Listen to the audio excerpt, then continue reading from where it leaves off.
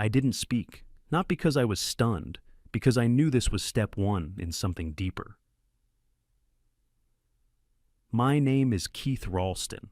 I'm 46 years old. I live in Raleigh, North Carolina, and on that Tuesday morning, I walked into a beige conference room at Everwin Freight and found the envelope sitting on the table, already waiting for me. Effective immediately, Robert said, eyes glued to the screen of his laptop. Your role is now process liaison. Compensation adjusted. That was it. No handshake, no eye contact, just a hollow sentence from a man I'd known for 12 years. I looked down at the envelope with my name typed on it. Not written, not even signed. Keith Ralston, black Arial font, like a form letter. The kind HR sends out for building maintenance alerts. My fingers moved slow as I opened it, and there it was. A title that meant nothing, and a pay cut that very much did. 55%, just like that. 7 days ago, I had closed the biggest logistics contract in Everwin's history, $980 million. Long-haul supply agreement with a Nordic consortium that would run through 2035. I spent 8 brutal months on that deal, half a dozen countries, 19 international flights. I slept in airports, 8 customs fees when legal missed filings, learned maritime law in Denmark because legal said it wasn't their jurisdiction. All of it, solo, and I had pulled it off. I set the letter down and didn't say a word, not even when Robert reached for his coffee, like this was just a morning routine. That letter wasn't written today. It was dated last Thursday. They already knew. Before I even walked into that final contract meeting in Oslo, before the champagne flutes in the boardroom, they'd planned this. I didn't ask why, I didn't protest. I just stood up, and that's when I saw them. 20 minutes earlier, I had passed Krista, young, sharp, MBA type who joined 3 years ago. She was leaving this same room, laughing with Robert.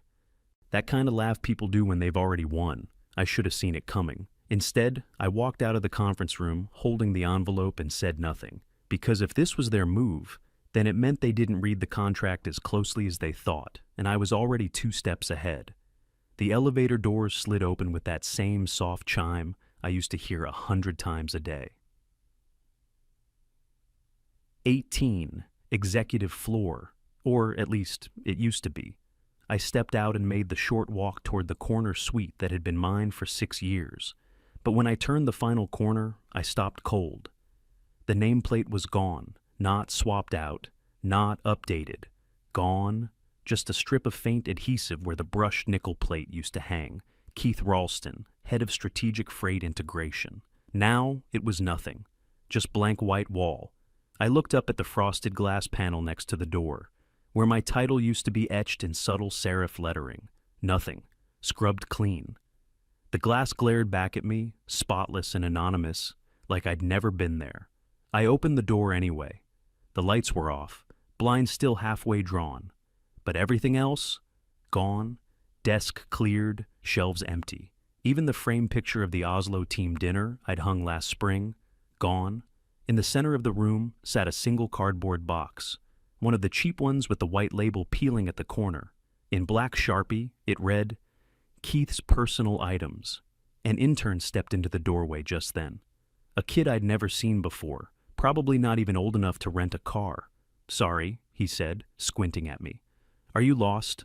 I looked right at him and smiled. No, I said. I'm exactly where I'm supposed to be.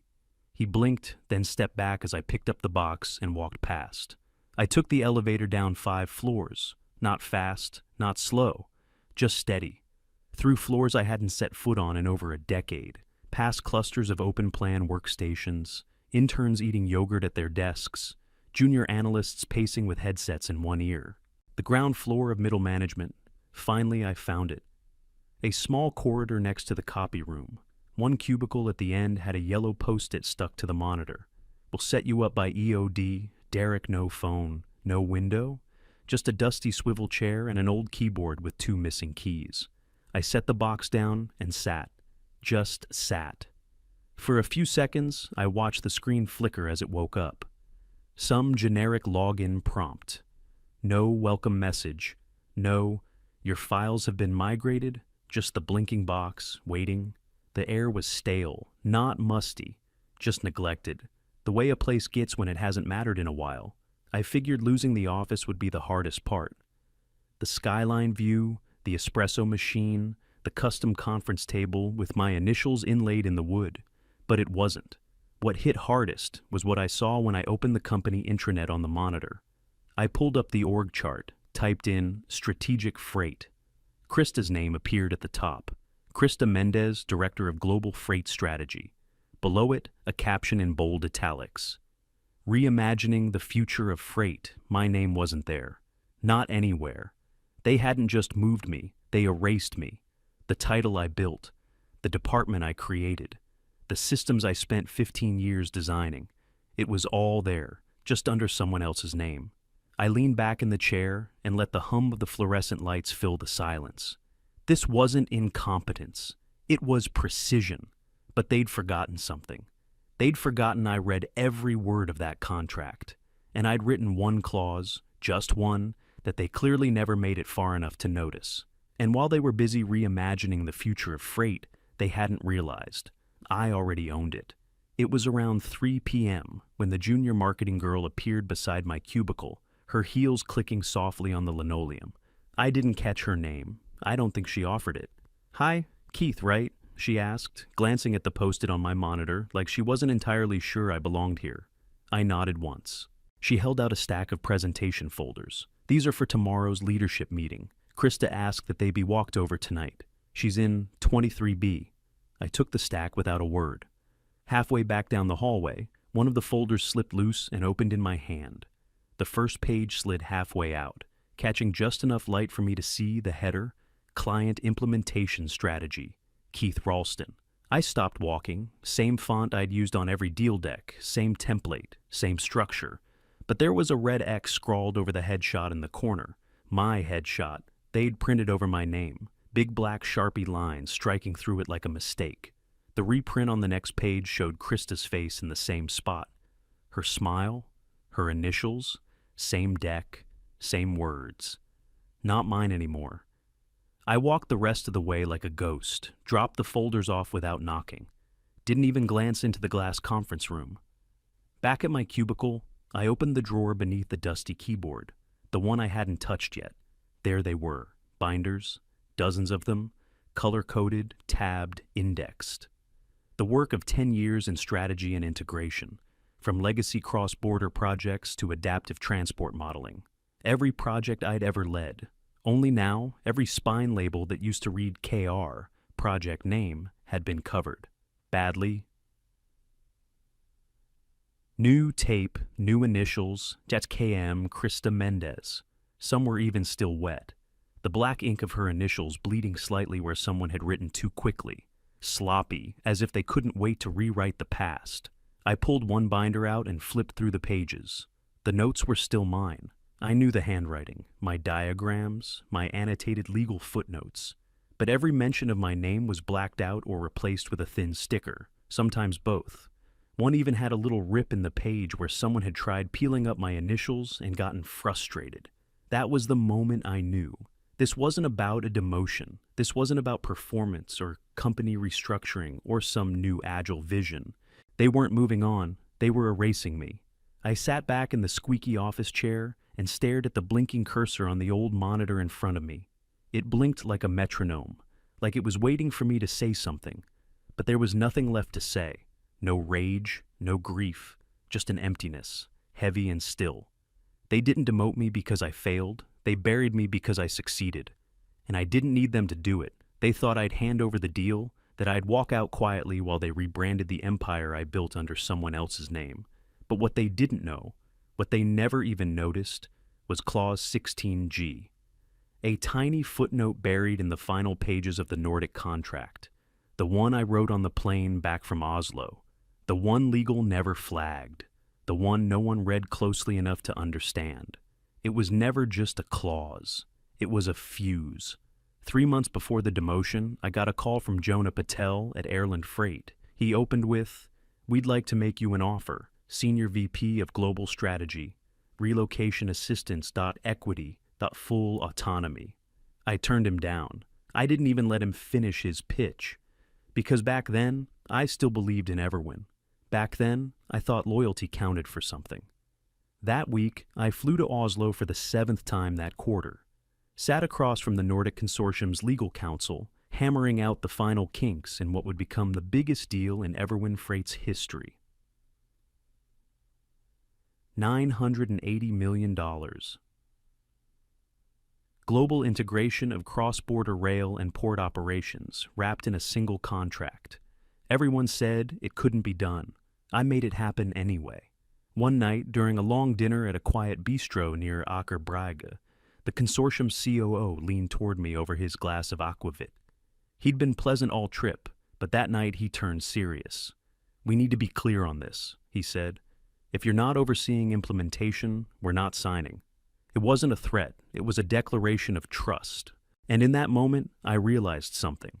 I had leverage, the kind of leverage that doesn't come from rank or tenure or even results. It comes from being the one person in the room who actually matters. That night, I sat in my hotel room, laptop open, eyes red from the flight, and typed a new paragraph into the implementation schedule, quietly, just beneath the budget schedule and governance chart. Clause 16G, post-contractual oversight and execution, shall be managed exclusively by Keith Ralston. Any substitution or reassignment without written client consent shall render the agreement voidable under jurisdictions recognized in sections 5A through 5D. No one flagged it. Legal didn't ask. Robert didn't read that far. Krista, she wouldn't have known what she was looking at even if she had. The final draft was signed 2 weeks later. Everyone smiled. Toasted champagne in the boardroom. People clapped. Krista clapped loudest. She hadn't earned that deal, but she was eager to ride it. I kept quiet. Sat back. Let them plan the press release. I didn't need to warn anyone, because the fuse was already lit. Quiet, legal, that's binding, and buried deep in plain sight. They thought they could gut me out of my own work, reassign the crown without checking if it was welded on. They never imagined the kingdom came with a lock, and I was the only one holding the key. But what they didn't count on was that someone else had already found it, and she knew exactly what it meant. The call came during my lunch break. I was sitting alone in the corner of the third-floor break room, the one with the flickering vending machine and the microwave that always smelled like burnt popcorn, fork halfway to my mouth when my phone lit up. Unknown number, Washington, D.C. area code. I almost let it go to voicemail, but something told me to answer. "Keith Ralston," I said, flat and automatic. A woman's voice replied, sharp but composed. "This is Allison Kerr. I'm an independent freight contract attorney. I believe you wrote Clause 16G into the Nordic agreement." My fingers froze around the plastic fork. Yes. There was a pause on her end. Not hesitation, just a kind of respectful silence, like someone acknowledging a chess move they didn't see coming. "Well," she said, "I've been practicing contract law for 20 years, and I have to say, that's the cleanest personal lock I've ever seen. It's airtight. You buried it perfectly. They walked right into it." I didn't say anything at first. She continued. 5 jurisdictions, no opt-outs, and the language in your rider. Non-substitutable implementation oversight. That wasn't clever, Mr. Ralston. That was surgical. I finally exhaled. They haven't realized it yet. "No," she said. "But the client has." My eyes shifted toward the hallway, past the glass where Krista had just walked by. Coffee in hand, heels clicking like she ran the building. "They're going to try to void it," I said. "They can try," Allison replied, "but they'll lose. You were smart. You didn't make yourself the beneficiary of the contract. You made yourself the condition." There was another pause. "You built this deal to outlive your position, didn't you?" I didn't answer that one. I didn't need to. That night, I stayed late, not to work, not even to be seen. I just wanted to be there, to feel the air shift. The building was quieter than usual. Emails slowed, voices softened. Something was changing. Krista had left early, first time all week. Robert never left his office. The blind stayed drawn, the door closed. The silence around my cubicle had thickened. Conversations that used to drift past now bent around me like I wasn't even there. No one knew what to say. Or maybe they were afraid of saying it near me. Let them be afraid. They'd thought I was gone, done, bypassed. But all they'd done was build their entire rollout on a foundation that legally required me. And that fuse I planted, it was about to go off. Because in less than 12 hours, Krista would board a flight to Oslo. She was going there to lead the transition. Handshake the Nordic client. Pose for a photo in front of the new logistics roadmap, the one she copied from my binder. But what she didn't know was that she was walking into a dead zone, because Clause 16G wasn't a line on a contract. It was a tripwire, and she'd just stepped on it. 10:12 a.m., Oslo time. Krista's face lit up on the internal Slack feed, hair blown out, navy blazer sharp, standing in front of the hotel conference center. The caption below her selfie read, "Ready to lead the next chapter. Let's do this. Jash future off rate, Nice Everwin Global." She looked confident, polished, unbothered. I just stared at the screen. Around me, no one said a word. 30 p.m. Eastern Standard Time. It started with a ping, then another, then a soft cascade of gasps and chair squeaks across the floor. The email hit, subject line, immediate hold, clause 16G, from legalandordicgroup.u to Everwin Legal, HR, Robert Ellison, board distribution. List CC, entire executive team. This communication serves as formal notice that the implementation of the Everwin Freight Supply contract is hereby placed on hold, effective immediately. As stated in Clause 16G of the signed agreement, this contract is contingent on the continued personal oversight of Mr. Keith Ralston. No substitutes will be accepted, and all implementation efforts made without his participation are deemed non-compliant. Should compliance not be restored within 5 business days, the Nordic Consortium will consider the agreement null and void per Section 22A of the contract. We expect your prompt attention. Eindeby, your Arbeids, Legal Affairs, Nordic Consortium. I sat back in my chair, didn't smile, didn't move, just waited. Across the room, a junior compliance analyst looked around, leaned close to my cubicle wall, and whispered, "Dude, you just blew up the deal." I nodded once, then got back to typing. The floor went quiet, then buzzed with the kind of panic no press release could clean up. Slack lit up like a Christmas tree. Executives went dark. Calls were being made. Someone in HR actually ran down the hall. Ran, clutching a manila folder like it might fix something. From where I sat, I could see Derek, the same Derek who had left the post-it on my monitor, poking his head into Robert's office. No response. The blind stayed shut. There was no plan B because they'd erased the only person who ever had a plan. And the irony, they thought I'd hand it over, thought I'd train my replacement, thought I'd just smile while they repackaged my work under someone else's initials. But Clause 16G wasn't just legal insurance. It was a knife, sheathed, silent, waiting. Krista had flown all the way to Oslo, thinking she was about to deliver a victory speech. Instead, she walked into a boardroom full of Nordic executives with ice in their eyes, and a contract that wouldn't move an inch without me. And the client, they didn't just pause the deal. They walked, just like that. $980 million. Gone. I didn't lift a finger. All I did was sit back and let the fuse burn. By 9 a.m., Tuesday, every meeting room on the executive floor was booked. Emergency sessions, unscheduled leadership syncs, legal reviews, .PR stand-downs. Nobody was smiling anymore. Slack went silent. Emails came in, clipped, tense, riddled with passive-aggressive phrasing like urgent alignment required and unforeseen contractual complexity. And Robert, he finally emerged from his office just after 11, pale, sweating slightly, phone clamped to his ear, tie loosened like a noose that finally started to feel real. Around noon, PR locked down the press calendar. All statements embargoed. No public comment. By 12:40 p.m., 2 directors from legal were seen having a whispered argument by the elevator. One of them yanked off his lanyard and left the building. Then came the boardroom meeting. I couldn't see inside, but I didn't have to. Everyone who walked out of it looked like they'd aged 10 years in 60 minutes. At 2:11 p.m., and someone wheeled a monitor down the hallway for what looked like an emergency investor Zoom call, and at 2:25 p.m., exactly the final blow landed.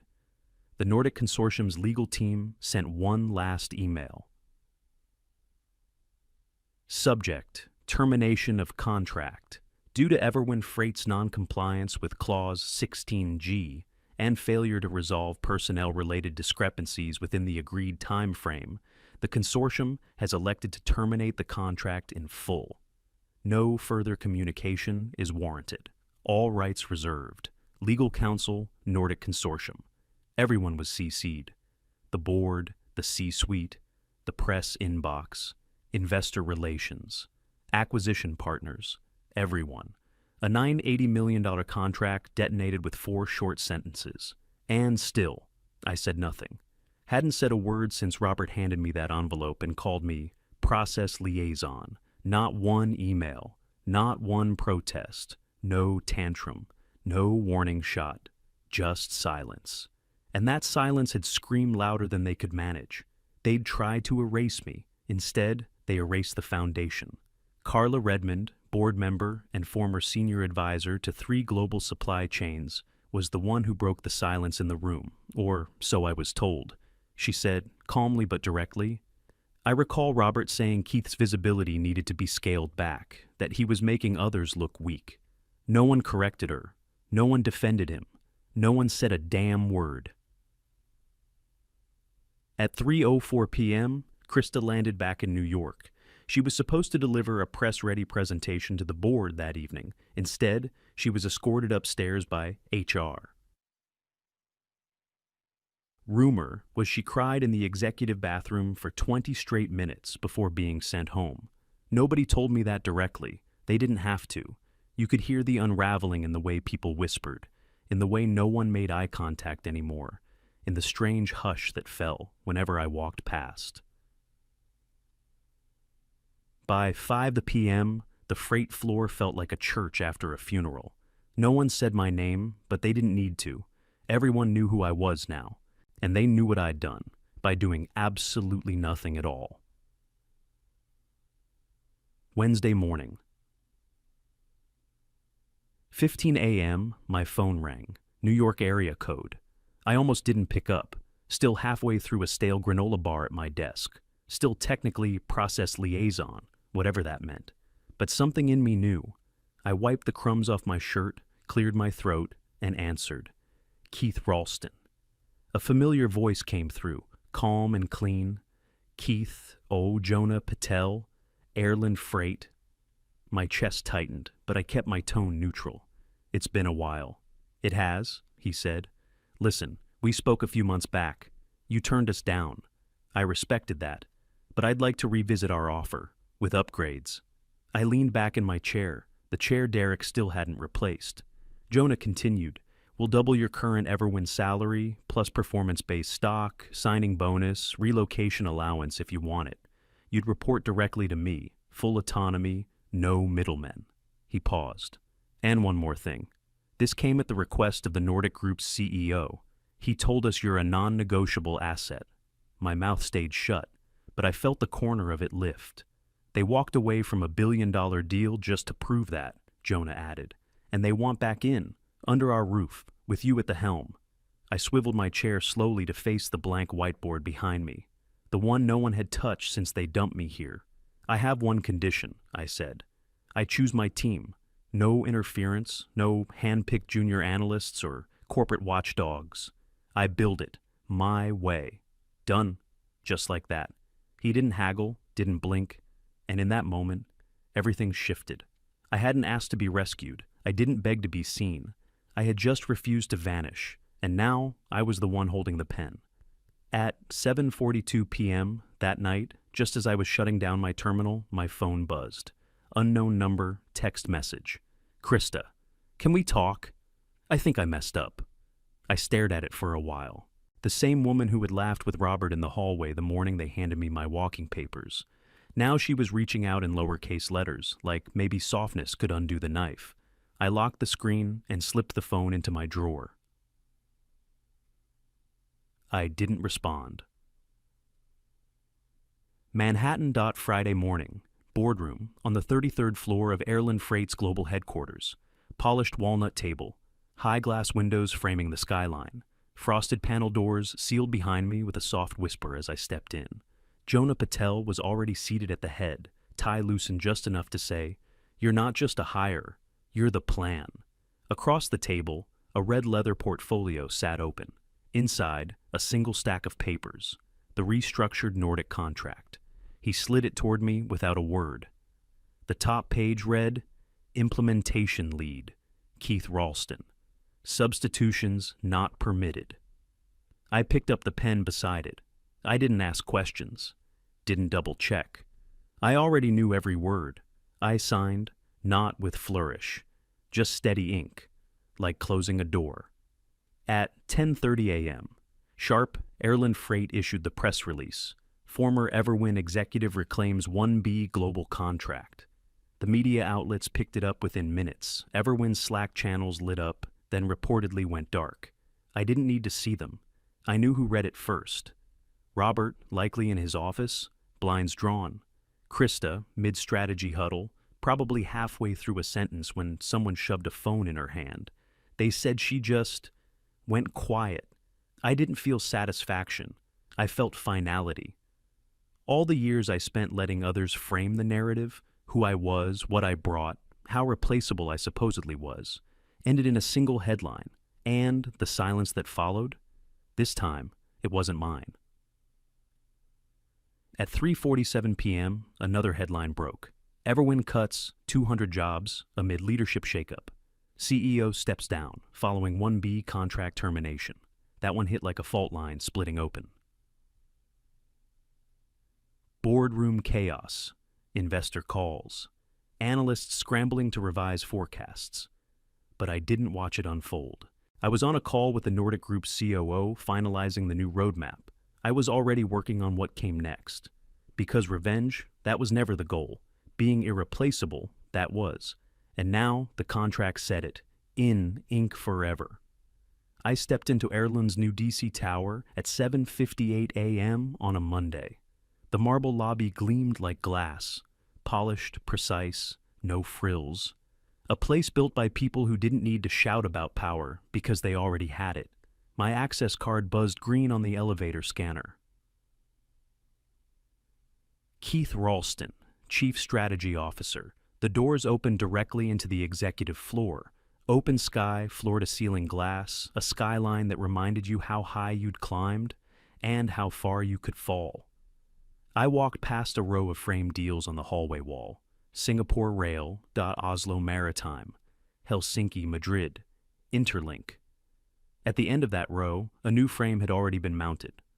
Nordic Consortium Global Freight Infrastructure, 3.1B, 2025. Inside the frame, one page, bold at the top, Clause 18, non-substitutable oversight, Keith Ralston. No fine print, no footnotes, just fact. My office was all glass and steel, no nameplate yet, didn't need one. I knew who I was. On the corner of my desk sat a custom black folder, my first internal proposal as CSO, a 10-year roadmap, already greenlit. I flipped it open, ran a hand down the edge of the page, crisp, clean. Died up. Mine? Across the room, the boardroom door stood slightly open. I could see the reflection of the long table, 12 seats. Empty, for now, waiting. I took a deep breath. My phone buzzed in my jacket pocket. One message, still unread. Lena, you were right. I should have said something. I hope you're okay. I stared at it for a second, then deleted it. No more ghosts, no more unfinished conversations. I didn't need apologies from people who only remembered you when they needed something. Outside the boardroom window, news tickers rolled across rooftops and tablets. One headline caught my eye on a passing building screen. Everwin freight down 12, 4%. Board restructuring underway. I didn't smile. I didn't feel triumph, because this wasn't about them anymore. This was about what I'd built, what I'd earned. I walked into the boardroom alone and sat at the head of the table. One folder sat in front of me. A fresh deal. Global, historic, already inked. Clause 18, just like before. Only now they didn't fight it. They welcomed it. I pulled the pen from its holder and signed, quiet, final. Then I leaned back and looked out the window, not for the view, but to remind myself of something I already knew. Power isn't loud, it's quiet, it's consistent, it's earned. And when they try to write you out, you don't scream. You write yourself back in ink they can't erase.